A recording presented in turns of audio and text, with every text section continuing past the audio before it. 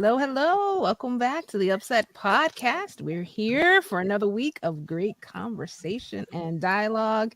And of course, I have the crew with me, and here they are. What's up, guys? Hello, family. Hello, everybody. Happy Sunday. Good to be back. Nick is back. Yes. Good to be back. Good to be back. I missed you guys. Yay. I want to thank you. I want to thank my lawyers for renegotiating my contract. And getting me back. It was a tough one, too. He wanted too much money. Yeah, that discussion on tithe got involved. I want to thank 6 figure salary here. 6 figures giving me no salary. That's it. It's depending on where the decimal point is. Yeah, right. Exactly. There you go. Good to be back, though. Yes, great to have you back. Everybody's doing good. Good. Doing Well. well. Great. Yeah, everybody's doing all right. Awesome. Well, you know, we've had some great topics over the last few weeks, and we don't think this one will be any different. We're talking about something that has kind of been something we discuss at the dinner table, even in the church pews, all around, and it's a question of worship. And so Charles, aka Chuck, is going to lead us in this discussion on worship. So turning it over to you now. Why, thank you. I'm happy to be one of the only 2 civilians on the podcast. We're surrounded by experienced theologians, and so I'm sure we'll get some very good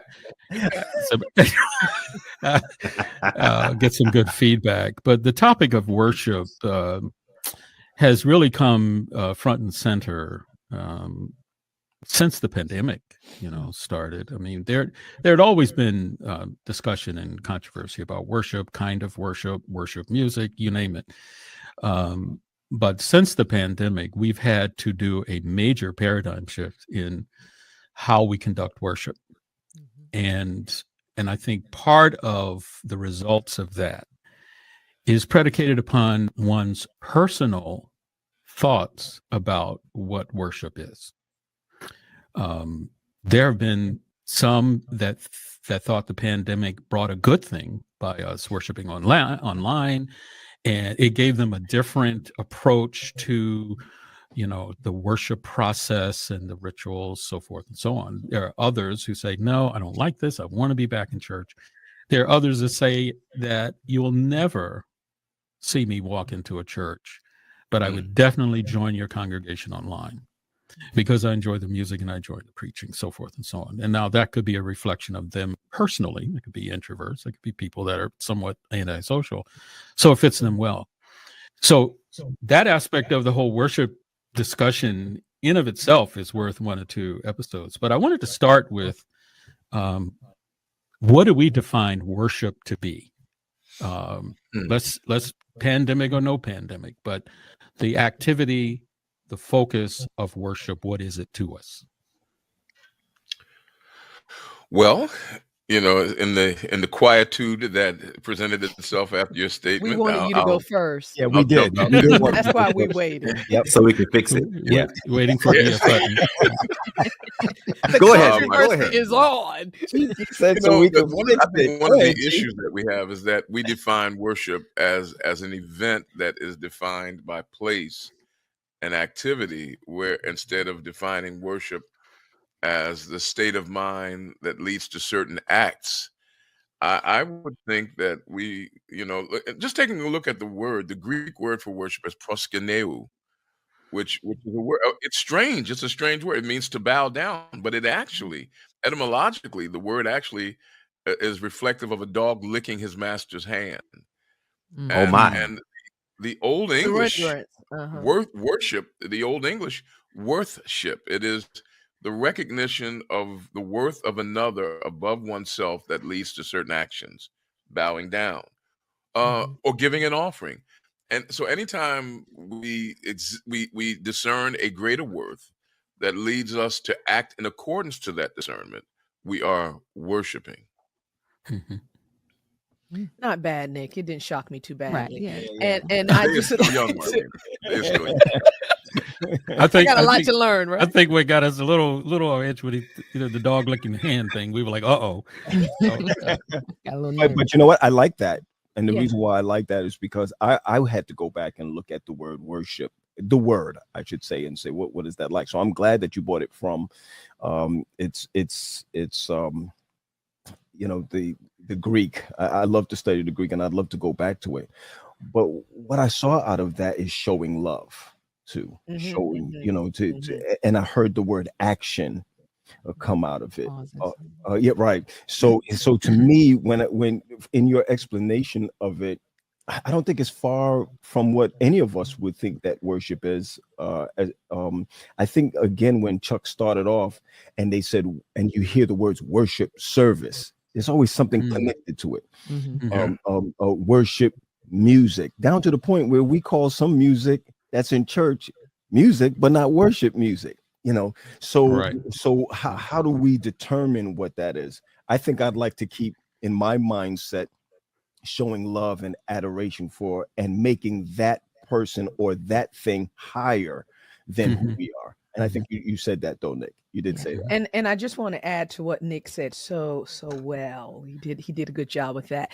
When Paul is talking in Romans about your bodies being a living sacrifice, that total surrendering of the heart, soul, mind, body, that all being worship, and so it becomes who you are. You live that life, and so you act certain ways, not for legalism, but because of your adoration for God, your worship, giving of your whole life to God. That's also a part of worship. So would you say that worship requires a state of heart and mind that is surrendered and has love for God or Christ? Yes, I would say that.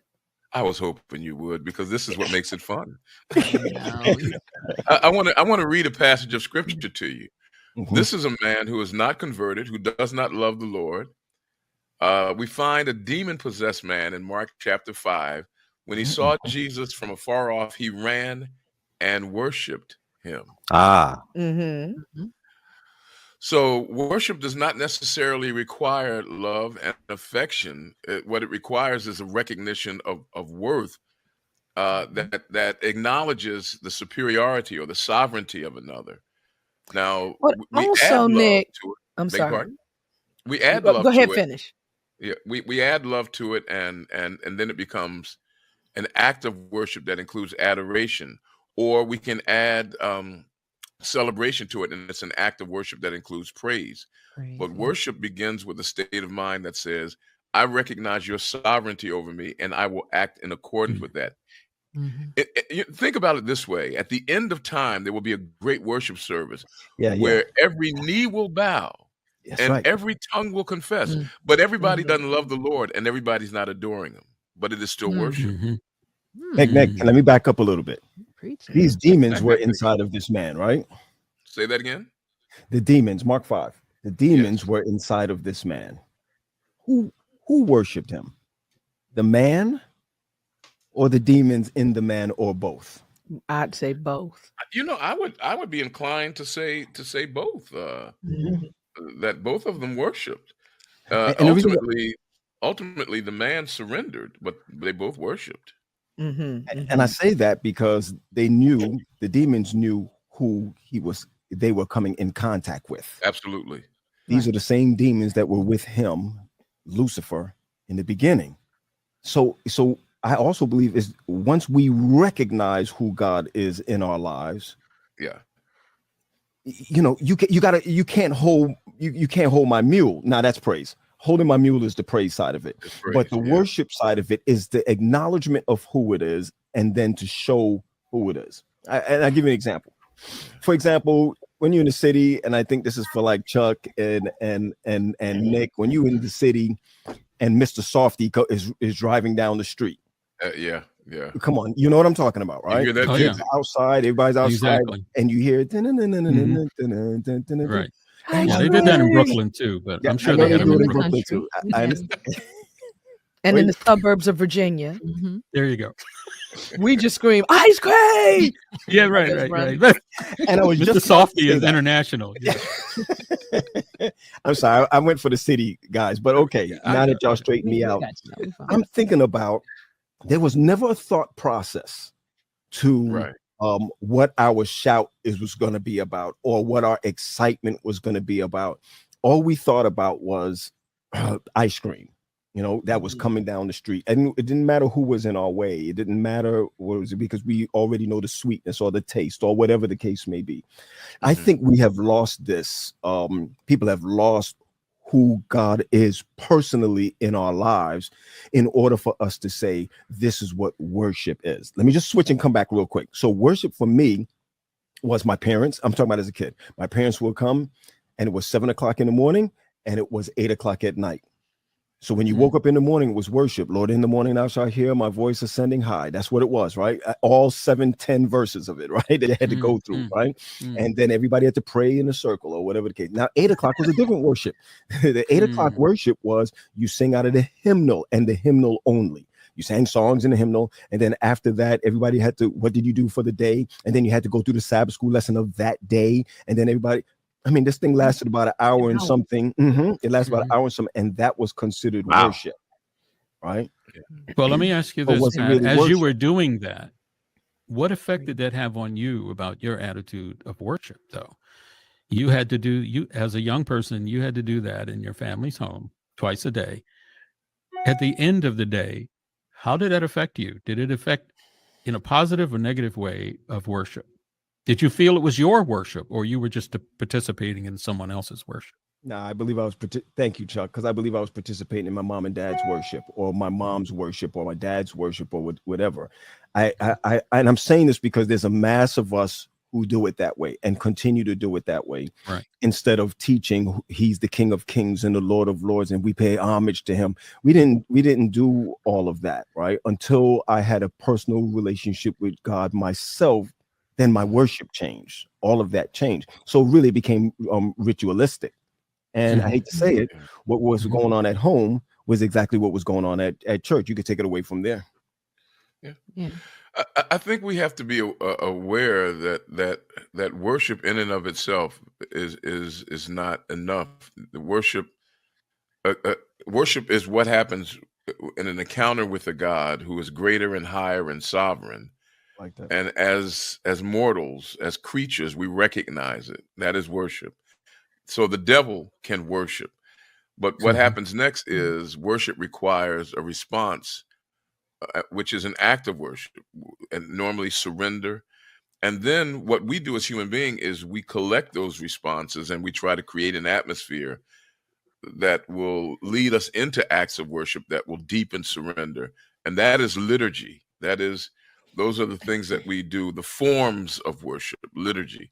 So there's worship, acts of worship, and then the collection of them is liturgy, so. Liturgy, and that's why I came up with church, guys. And I know, Chuck, I'll give it back over to you. I just, when I look at that liturgic worship, even as a pastor now, I'm thinking to myself, did I make a plan for people to follow, or stand up, sit down when you hear the organ at this time? I remember growing up, even in our bulletin, and I have an old bulletin from the 80s. I could show you where it says it has 2 dots on it. That means stand up. Stand up. Right. One dot on it. I remember meaning to those. sit back down. I mean, I could remember those things, and I said to myself, is this really worship? Is this really what it is? And again, Nick, you're coming out with the great definitions of what it is. But what about my heart? You understand what I'm saying? What's going on with my heart to say, I recognize Him. Now, what is the next action that follows after that? And I believe that cannot be scripted. Right.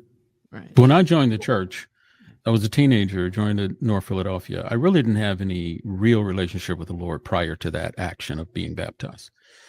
And as I kind of grew into the church and understanding how it operates and the worship process, early on, I found myself just going through the motions, and that there was not a real relationship linked to all of that.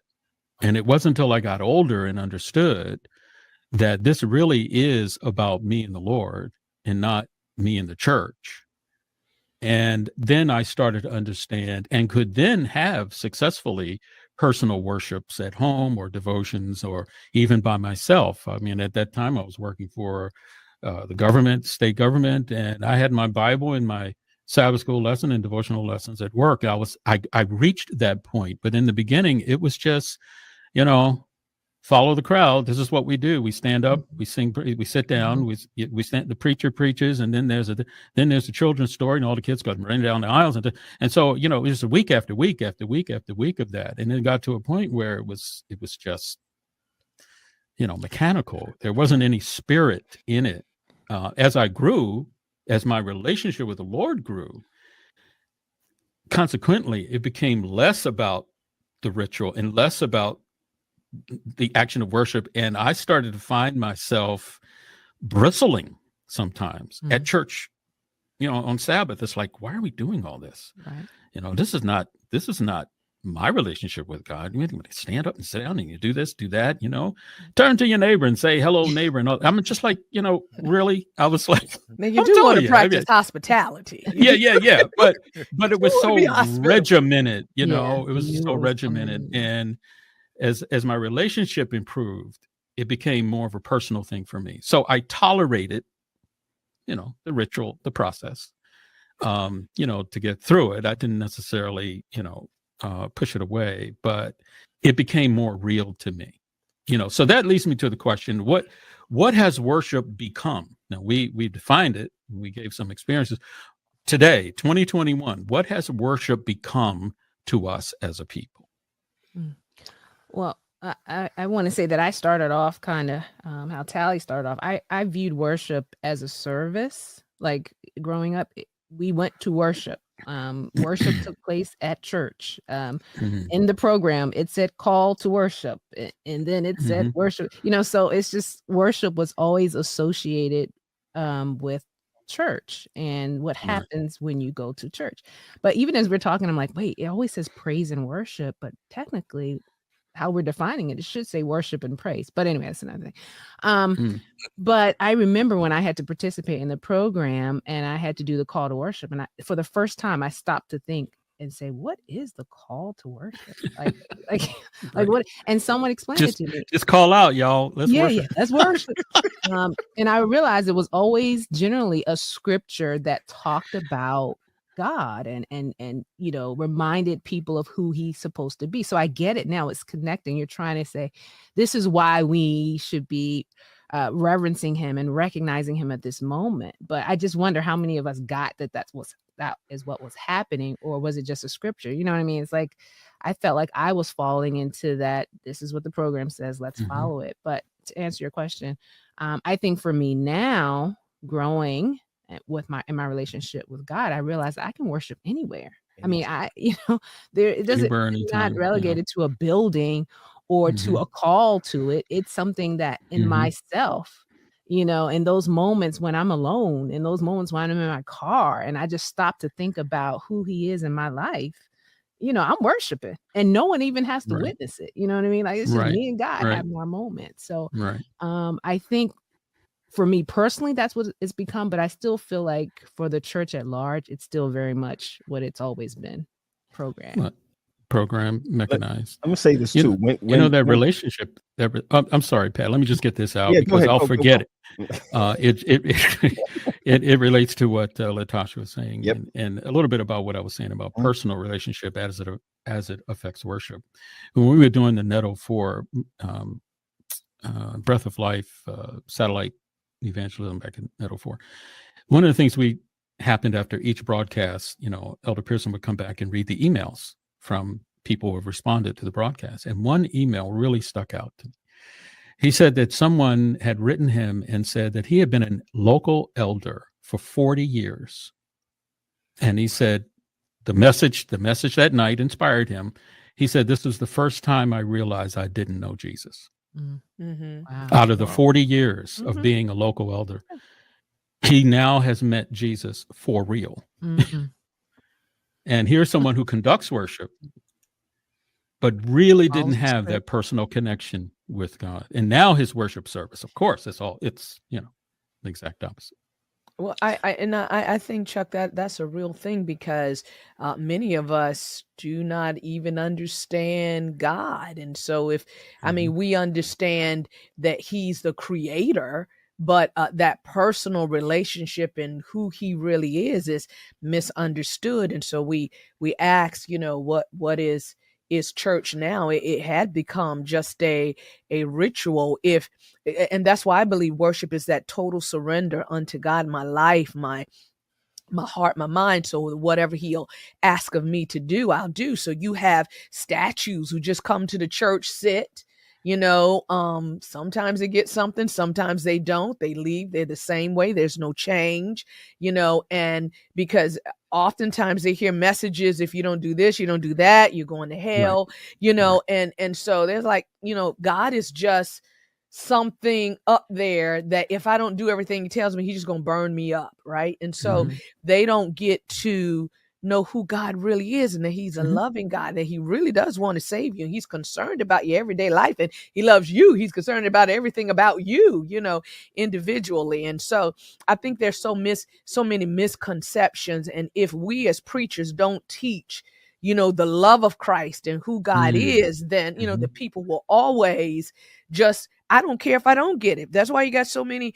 people who don't come to church, because there is nothing that they're missing. I mean, some are wholly connected, but guys, truth be told, many of them are still very acclimated with the secular. They're doing everything else, but Right. not the spiritual. And so they're like, I'm good. I believe that there is a God, and they're satisfied with that. And so um we see the struggles now, and I know that, Mhm. like me as a pastor, many of us are wanting people to come back to church, because church has changed. And so now you have to totally change and try and teach people what true worship is, and Mhm. giving, and trying to establish a good service, right? Because they would go back to the service, Tosh, trying to establish a good service that is going to feed people spiritually, and it's challenging. I mean, if we can go there, it's Well, challenging when your singers don't want to come back, and well, and and it's you preaching, and I mean, all your help is gone, and so it's challenging today. it's. I think we have to remind ourselves once again, and there's something that was said earlier that brings me to this, that worship depends or is contingent upon revelation. The idea of worship begins with recognizing the worth of God, and Mhm. and and in recognizing that worth, acting in accordance with it. But that depends on revelation. God has to be presented. I'll give you a Hmm. good example of a worship service. No music, no choir, no church. In Genesis 18, Abraham is just sitting by his tent, and he looks up, Mm. and three figures appear, and those three figures are coming to announce the destruction of Sodom. And then it says that Abraham runs from his tent door, bows himself down, and says, "If I found Mm. favor in your sight, Mm. don't pass me by. Let me give you an offering." Now, this is clearly worship. There's no Mm. choir, Hmm. there's no liturgy, Yep. but he recognizes value. But it is all based on presentation, revelation, and now it is our task as ministers to make the revelation. Tasha made Yeah. mention of the call to worship. The idea is to help reveal God. When Right. oh, Hmm. magnify the Lord with me. Mhm. The Hmm. text says, "I will magnify the Lord at all times," because people come to church and they have completely lost sight of God. Mm. And Yes. our task Mhm. becomes present, reveal, and then when people are presented with God, then they may be able to reestablish worth and act in accordance. We need to separate worship, which is the state of mind and recognition, Mhm. and Mhm. acts of worship and Mhm. forms, Right. and that will help us some, because then we won't start saying, "Well, is that song worship?" We'll realize, Right. we'll Right. ask the Right. question, how is this song an Right. act of worship or form? Mhm. And that goes Mhm. a step further though, because I've heard a lot of your sermons, Tally, and one of the things I I'm think that sorry. you're one of the things I think you're really great at, among many things, is Give in that each woman a raise. sermon helping an individual understand who God is and why it's important to be connected to him. So it's not just the call to worship, it's not just the song, it's even the message that's preached that day that should lead people to understand why worship is important, even when you leave this space. And this is why, so I think even in our services, we have to realize that every part of the service should be designed to help people understand worship beyond just that service, I guess is what I'm trying to say. Guys, we Right, would and have beyond to the go. ritual. Yeah, Mhm. and we'd have to go deep because we live in a society that is used to entertainment, right? And so when they come to church, they want to be entertained, and if the entertainment is not up to par, it's like, I'm out of here. This is boring. This is This not ain't getting me, worship. this is not worship. Yeah. And so Right. therefore people will leave my church and try to go over here tally, because they think it's better, Right. And so we have Or to, they like the praise team better. Did you just call me entertainment? No, But entertainment I didn't can be worship can Yeah. have entertaining elements. I was gonna say, yeah. And we hate to Exactly. hear that. We hate to hear that because Yeah. entertainment sounds secular. It Yeah. does. We don't want to There are have many those words places in the same Bible sentence. where they danced. There are many places Right. in the Bible, Right. I think the big, and hold on, let me, I wanted to add this piece in. And that's why we have to be careful when we talk about church and church gathering, because at home, I can get praise and worship at Tally's church. And then if everybody's starting at 11, I can get praise and worship at Tally's. And I could move and I can go to GP's church and hear a good children's story from their team. And I can come back and I can go ahead and listen to a good sermon in Alabama. And I could turn around and I come back and hear good. That's worship a la carte. Yeah. Yeah, well, I mean, it is. That's what it is. Which is the reason why it is important that when we come back to church or as we come back to the building, worship will have to change because our style, you know what? I can't even now. I'm even careful of the words that I use because the words that I use don't that's fit how the anymore. people think that the style. Right. And so now they're used I to I'm gonna give you a great example, Tally. I can preach for an hour and 15 minutes and nobody will move, right? Because there's a bit of entertainment in it. Online, I can't do that. Online, I can't do that. Online, I have to preach for 25 minutes. Oh, you're talking about length. Yeah, that's what I'm talking about. And the reason why I have to do that is because now it's different, right? I can't get up now. When I get up, I go to Tally's church. I want to thank Reverend Tally for allowing me to be here, and I have to thank this one and thank that one, and talk about your trip. You all of that When to I get stepped people off the plane. Yeah. That's the time when some people just go to the restroom and they come back till you get to the where the you at. verse text. Yeah. And that's what I mean by change, everybody. What I mean by that is people want Jesus now. Oh yeah. Let's get rid of all the fluff. Let's get rid of all of that. Pat, what is it that you're trying to say? Say it so that I could be inspired by the word of God. It ain't about you anymore because I can go here. People are yearning. And let's go back to that, Chuck. People, at Chuck and Tally, the reason why I'm at you is because now people are yearning to get close to the person or the love, the God that they want to get close to. So please present that table before me. Well, I think, and this is an interesting conundrum here with, there's the argument of that, well, we can't have church online all the time. We got to have communal worship and so forth. I agree. But I think what we should learn from the pandemic and the whole worship experience is that there are many people who otherwise would have not gotten a good relationship with the Lord unless they were online. Some of them, their first experience was online. Now, we would hope that would grow to a yearning for communal worship. Sure. Oh, this is great. The pastor's great. The people seem nice in all their little boxes. But I'd love to go meet them. I'd love to be part of that church. Before COVID came along, what were televangelists doing? They were showing their huge churches and their music groups and whatever. And what happens? People see that and they say, hey, that church is just a few miles from me. I'm going to go to that church as a result of seeing them in media. So I'm hoping that what worship has become for us is deeper thoughts into how we can reach people in a communal setting as well as in a online setting. It shouldn't be either or.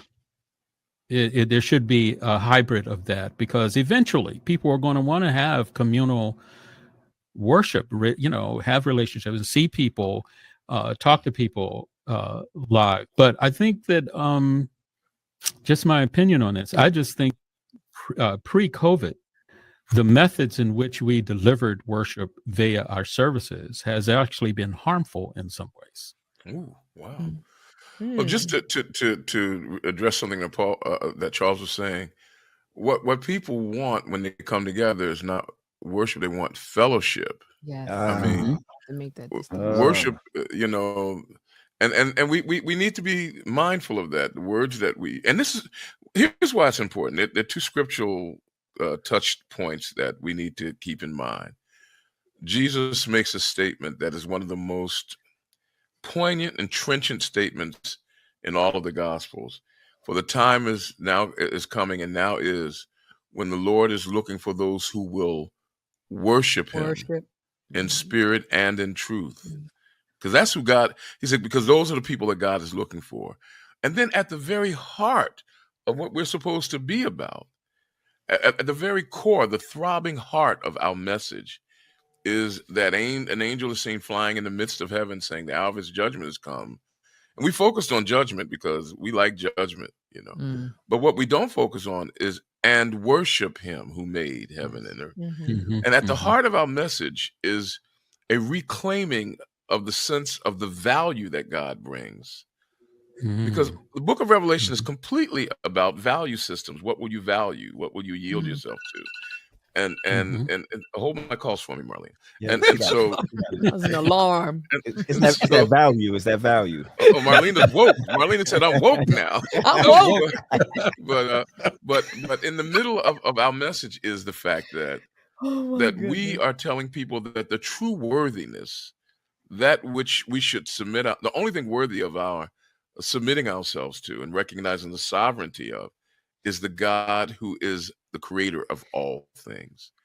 So worship is very important as a state of mind and being, and then acts of worship come from that. Forms of worship follow. And can I really quick talk about acts of worship? Right? You know, when we were in college, Michael Jordan was doing his thing. You wanted to know everything about him, not just what he's doing on the court, but you want to know what house he lived in, what was he driving, what was his next endorsements, his commercials. Do you understand what I'm saying?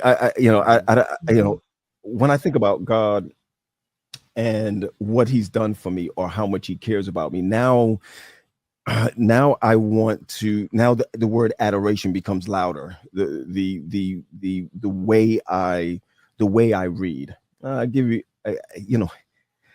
I stumble over this because I get to this point where I remember, and I hate to put the date out there, but I remember when I met Christ.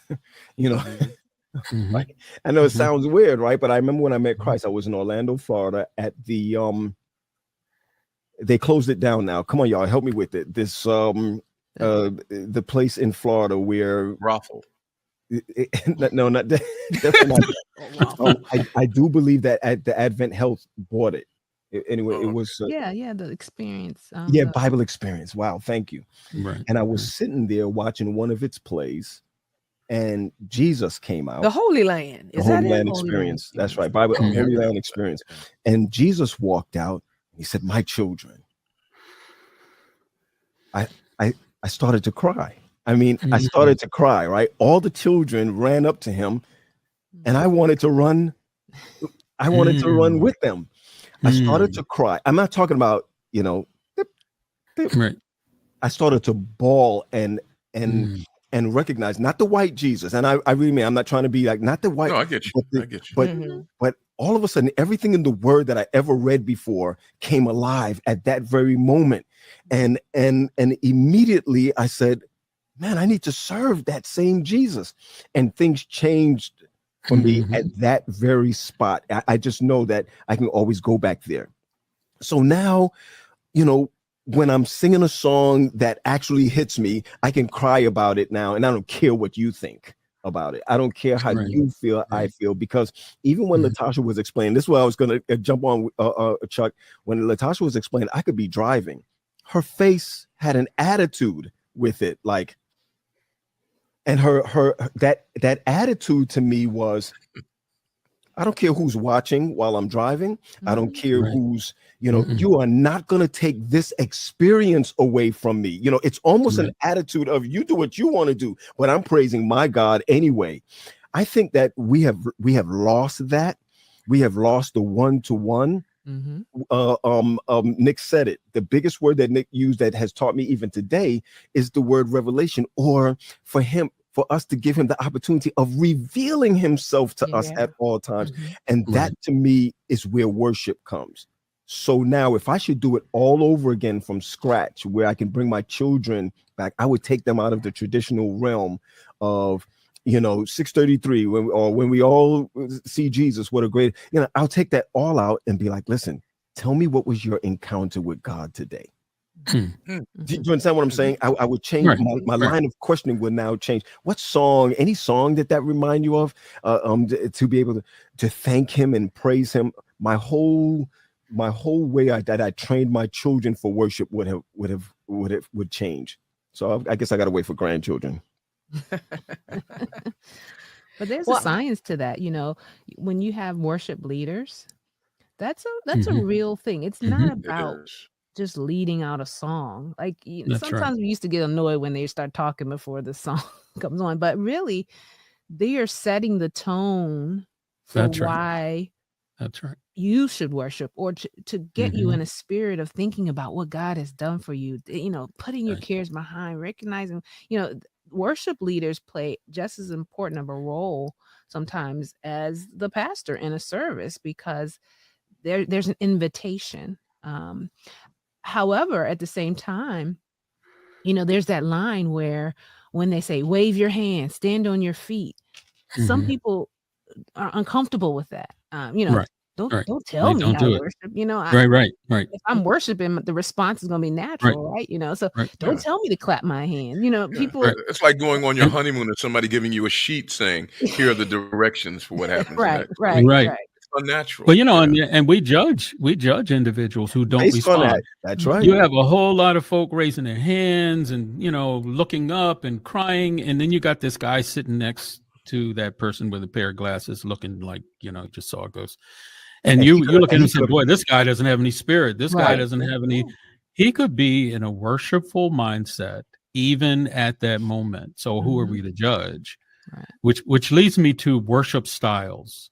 right. Sometimes worship styles make or break congregations. You I know I that. just wanted to and before we get, because I did want to respond real very quickly, Chuck, to the communal worship and having to Mhm. come together. We were talking about the fellowship and why that is so important, and I'm often reminded in Hebrews chapter 10 when Paul was saying to the people, it's important to come together. It doesn't I mean, you don't have to be behind four walls, but even when you come together as a group, if you come together in a small group study in some form, because as a people just going through life today, you need that exhortation, you need that Mhm. coming together, which is very, very Mhm. important. And I just wanted to read Hebrews chapter 10, starting at verse 24, and it says, and let us consider one another, right, in order to stir up love and good works, right? Mhm. And so when we come together, we're stirring together love, encouraging the love of one another and stirring up, the works of Christ, not forsaking the assembling of ourselves together, as is the manner of some, but exhorting one another all the more. All right, as the day is approaching. And so I just wanted to get that in real quick, Mhm. because Mhm.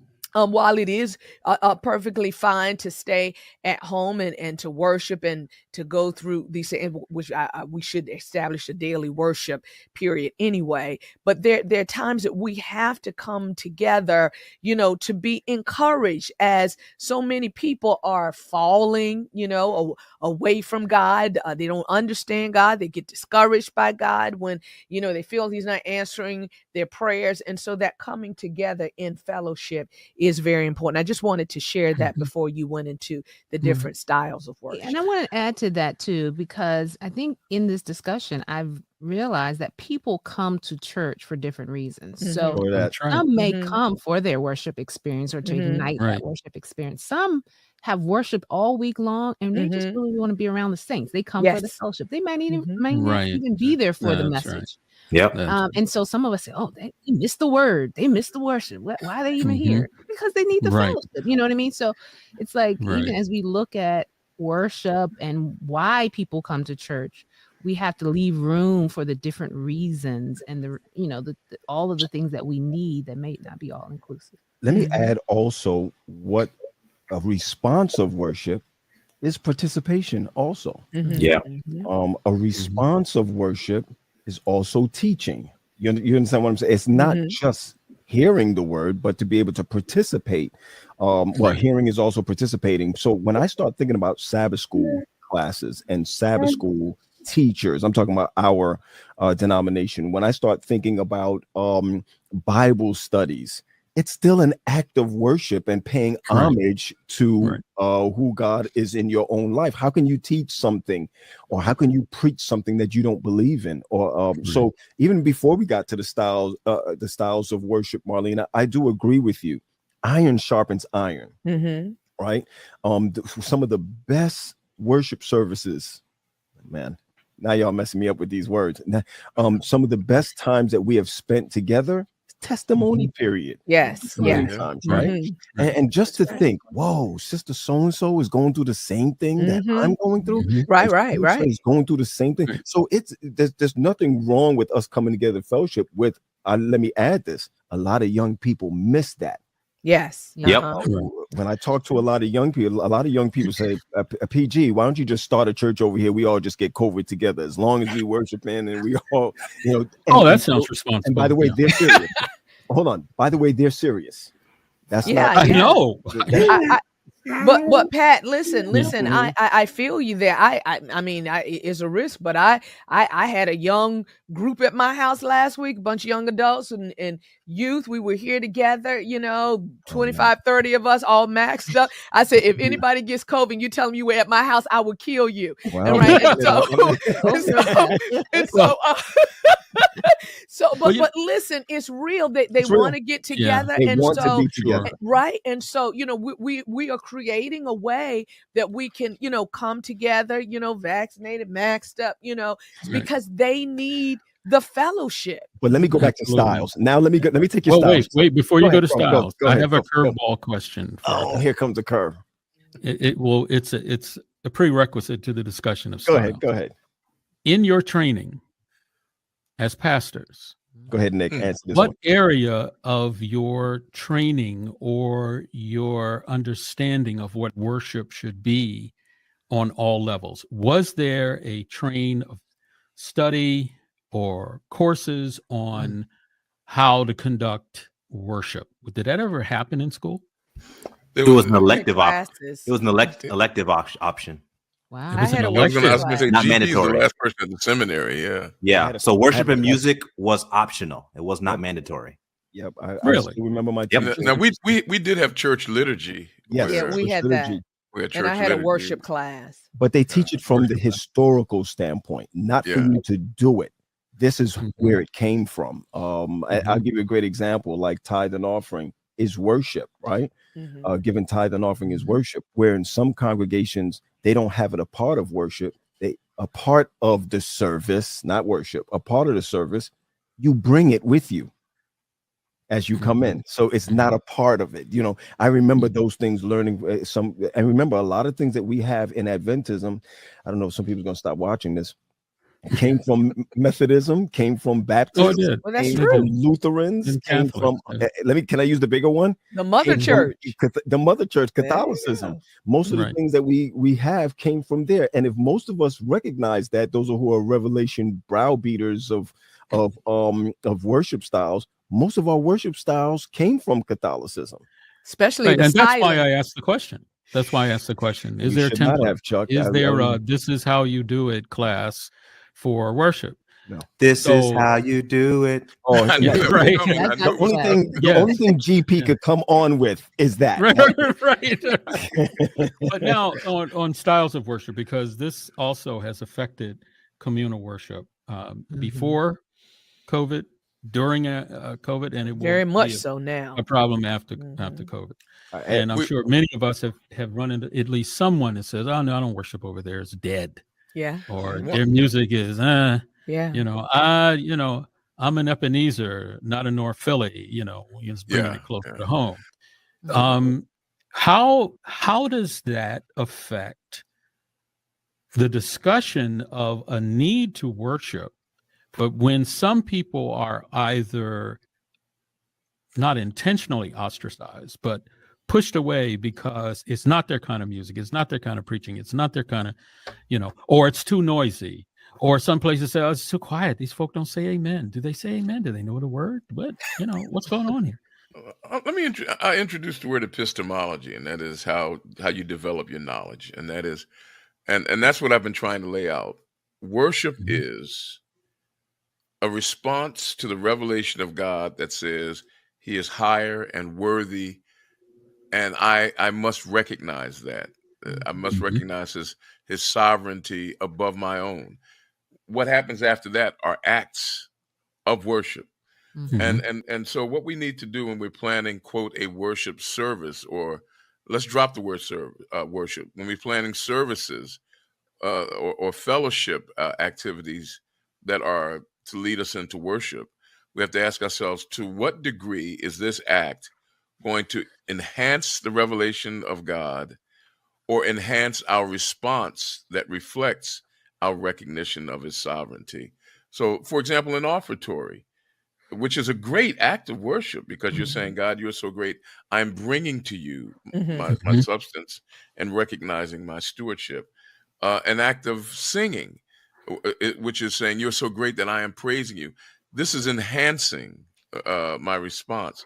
So we have to ask ourselves, to what degree is this action either enhancing the revelation or enhancing my response to the revelation that leads me deeper into reflecting the worth of God in my life by what I do? But So, that gets tricky go ahead. though, right? I'm sorry. That gets tricky because it's not necessarily the same for For all people. individuals. Yeah. you Right. know, so you And kinda that's why have in the to- Bible, when it says, oh, clap your hands, that doesn't mean that that's what you have to do to worship. right, Right. It meant that the people that they were writing to recognized that the clapping of the hands signified an act of exaltation or extolling. There are other places where the raising of the hands signifies it. There are other places where folding of the hands may signify it. right, You have to know what culture you're speaking to. right. And then in doing that, you're saying, to what degree am I enhancing the revelation or Right. enhancing the response to the revelation? Yeah. Well, I see that. Go ahead, Pam. Go ahead, Marlena, please. I mean, I see that both ways, that, everyone doesn't have to reverence God the same way. So I don't think that there should be judgment on either side.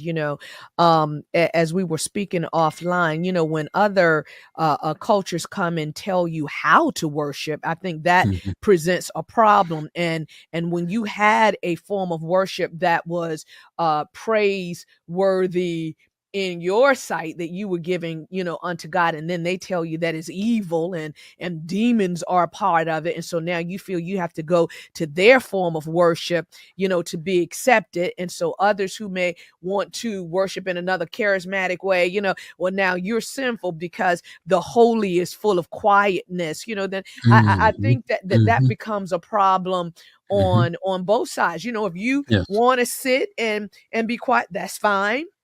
let me clap my hands. Don't, think that I'm the devil, because I do clap my hands in praise and in my response to my style of worship. So I think that, we have to understand that God didn't tell us, if you were to have a drum, Right. help me in this place, You Right. know, it's Marlena, you of the devil. Or And that's happened to especially me when Mhm. David says in Psalms 150, let everything that have breath, praise the Lord. And then he tells you to Right. bring all those instruments in the sanctuary, not the fellowship hall, but in the sanctuary, then I just think that when it comes to praise and worship, let's follow the word and not someone's tradition. That's what I'm Well, saying, Tally. That's what I'm saying on the well, it's book. not quite. In this, and that's another part. In the sanctuary, we have no sanctuary. We have fellowship buildings. The sanctuary was a place where nobody went to worship. I mean, even the priests had to be careful going in there, and Mhm. and so So we what is David saying when he says bring it in the sanctuary? he's just talking about coming before God, coming into Mm-hmm. fellowship. Yes. Nobody went into the sanctuary except certain priests. And when it came to the most holy place, just one, and that was only once a year. All right, but we have a But copy of it. We have a copy that we're calling the sanctuary, right? well, we make Our it up. place of fellowship, right? Well, we have a fellowship What'd you hall. say? We have a place of You said we fellowship. made it up? He said We make it up. You, We make it up you so know, we can try to get people to be quiet when you come. Nick, For the Lord is in His holy place. Let all the earth be let all the silent earth before Him. keep That ain't got nothing to silence do with what before him. happened. Yeah, Nick, we can you be making quiet stuff for a up. second before Reverence my Get out there. sanctuary. Reverence my Yes. Where's my sanctuary. Yeah. GP? I know Yeah. exactly what you're talking about, GP. And I could Yeah. say this. I Man. grew up in a West Indian Caribbean household, both, and they worship the Queen. Okay, y'all get that another day, but that's all right. We got Right? it. All of the That's a churches, three-part. all of the Part 3. all of the churches says reverence my sanctuary on in every church that I've gone into in Jamaica.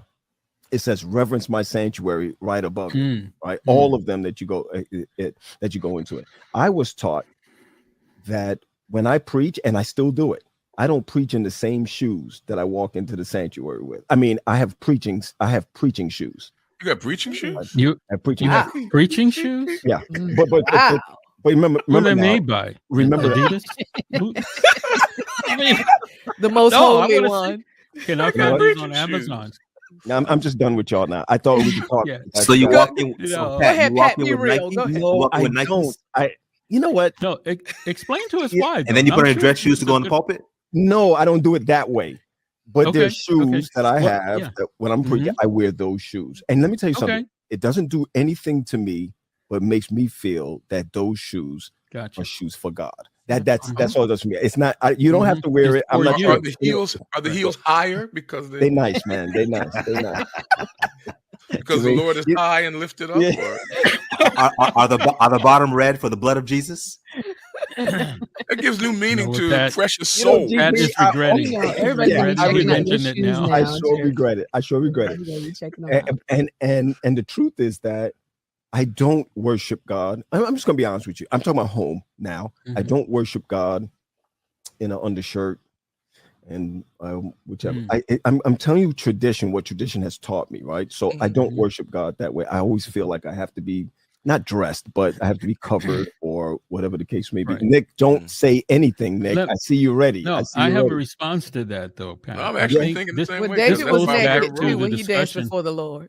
No, but it's tradition. I'm saying it's Yeah, but this Yeah, I get this it. goes I back get to I style of didn't say he was worship. naked when he danced. Okay, go ahead. Yeah, man, what you know? you said is leading to going back to that discussion of style of worship. Sure. Now there are some people.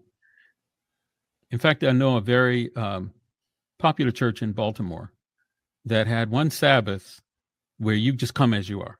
Mm-hmm. Mm-hmm. No suit, no, you got sneakers, you got jeans, you just walk on in. It comes part Because there are some people who feel that they are not obligated to dress up to go to worship at church.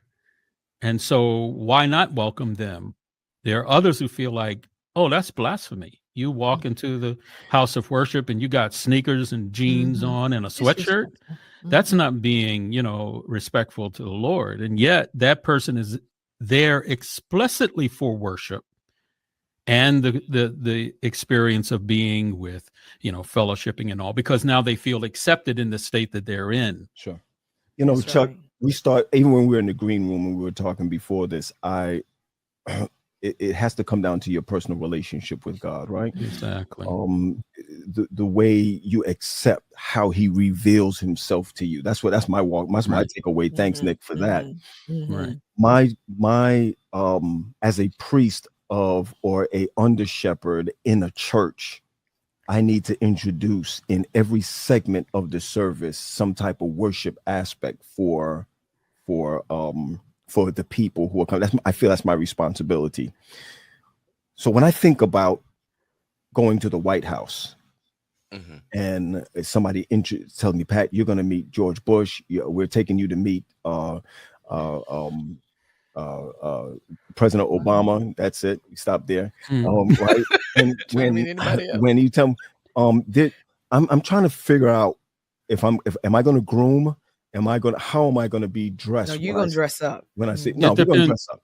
We're going to dress up. It depends on your personality. That's it. I've seen people go to the White House that are not dressed up. I agree with you 100%. And that's the reason why what I was saying before, you have to have a personal relationship with Jesus Christ. You have to have a personal, and I want to take this a little bit deeper, because when we say Jesus Christ, it sounds nominal to us. My maker, right? My king. So some people might laugh if you turn it back, and you might laugh and say, Pat, what, you got shoes just for when you preach? Yeah, but that's me and God, though. You know what I mean? That's you could call it whatever you want to call it, but that's how I do it. But I can never say, Nick, you need to do A, B, and C. Right. Or GP, this is what you got to do before you get up. And I know we're coming down to as we land in this plane. One thing they did teach us, I was in Dr. Jones' class and Dr. Elder and Nixon's class, both of their classes, because I got up and tried to be like non-black there. And this is what they did. They said, I want you to study now the black diaspora. Am I saying the right word? Diaspora. You say that's it. Diaspora. I want you to study that, and how African Americans respond to their God. It changes everything. Everything changed. Regional conferences. Now you understand why we need them. Now you understand the urban centers of our regional conferences. Now you understand how that comes alive. And going back to you, Marlena, this is the reason why people want to come together, because it's in our culture that we come together. Absolutely. Right? Yeah. It's in our culture that we meet up at the end of the block and play marbles. It's our culture that we come together and play tag. Therefore, we come together so that iron can sharpen iron. But you bring your relationship with Christ to that circle. You don't. But I'm hoping that the pandemic has taught us a lesson about communal worship and fellowship. If we go back to normal, some people will end up back on Zoom. Yeah. Because they're not getting the fellowship. They're not getting the communal relationship. They're getting a mechanized theatric performance. Yeah. Now that's kind of like my wrap-up statement, but I have a burning question for you. I thought you said that you're not a theologian, and this is not. I am not a theologian. Okay, but I have this burning question based on the statement you made. Just plays one on TV. When you arrive at your preaching assignment and you have accidentally left your preaching shoes home, do you go barefoot? No, I don't. What do you do? Just preaching what you have. Preaching what I have. Okay. Just curious. Because you seem very animate about that. You're like, I have a preaching shoes. You know what I did? In youth ministry has forced me to let go of the tradition of wearing a tie and a robe. Same message. I wear my robes and it's fine with the youth.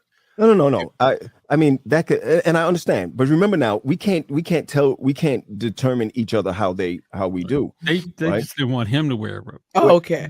If you I've Because heard if he wears a robe, you can't see his feet. It looks like he's floating. before I give my closing statement, Pat, if you wore bedroom slippers into the pulpit, would you flip flop in your sermon? Oh my goodness. All right, now let me. Is there a drum that's supposed to come after that? Yeah. I want people to comment. I want people to comment. I want everybody to take time right now in the chat and comment after that from 1 to 10. Tell me how deep that one was. They like his humor. A lot of what we ask in this, and we need to do a second one on this. Sure. Is there was an architectural movement in the early 1900s that said form follows function. In other words, what's the function? And you make the form to follow the function. Or is it the other way around in religion? Does function follow form? For example, I preach in a robe, and I do that for the same reason why Pat has those shoes. When I put that robe on, it tells me that I am in a different place for a different purpose. It tells me that. And so even though there's no such thing as a sanctuary, if we call it that, maybe it'll change our mind. We'll realize, because we'll say silly things, for example, like, "Man, you gonna lie in the sanctuary?" As though God ain't outside in the hallway. I mean, the funniest thing I used to see was people putting money in an envelope to give it to you on Sabbath because God can't see through the envelope, you see. I mean, little things like that. But we do these things because the form helps us to change our function. And maybe that's something we need to recognize in trying to create actions or events that allow us to either strengthen our revelation or our response to the revelation. I have to say, I know that the upsetters come together upset, but you have upset me, and in a good way. Nick, stop it. In a good way. We're required to think about why we do. Sure, we do absolutely, and God is not going to punish us for thinking. That's right. And I think that's one of the biggest things. And once you say something that doesn't sound normal or it just doesn't follow the grain of what we've been doing for the past 30, 40 years, we all of a sudden feel like we're wrong about it. No, I'm asking somebody, and I'll do this in my landing gear. I'm asking somebody to rethink how you worship and go back and think about the reverence of it, the acts of it, and see, am I in line with God? Because I do believe that this episode or the one to follow is for those who are listening, for them to be able to ask God, am I Holy Spirit? Themselves. Right? Yeah, and of course, and themselves. Am I in line? Am I worshiping, or is this a form that I've been going through? I ran my plane on that, Nick, and you could borrow my shoes if you want to. I think you do a whole lot better in your preaching style if you borrowed my shoes. I think some of the things we said today just knocked me right out of my shoes. I haven't said much, but I want to chime in. This has been a rich discussion, but I think I want to just encourage somebody, whether you're attending church virtually or whether you've been going back to your church in person with a mask. Remember that proximity to the things of God is not equivalent to a relationship with God. Amen. And so you may be doing all the right things, going to all the right places. Proximity to the things of God is not a relationship with God. Nothing can replace a personal relationship with Jesus Christ. And so my prayer for you is that, as Tally mentioned, that we would receive a revelation of who God is, and that in response, we would have the proper posture always. Well said. Well, I just want to thank you guys. You've been kind to me because, being a civilian, you guys are very nice. Yeah, we chose that. I will remember those shoes, though, because when you said that, I'm just imagining, you coming through heaven and the Lord says, Pat. Hey, look, your shoes? I really like the shoes, but wasn't necessary. Oh, All no, God's Charles, people got shoes. All God's people got shoes. You know, the scripture said, how blessed are the feet of those who preach the tidings. That's right.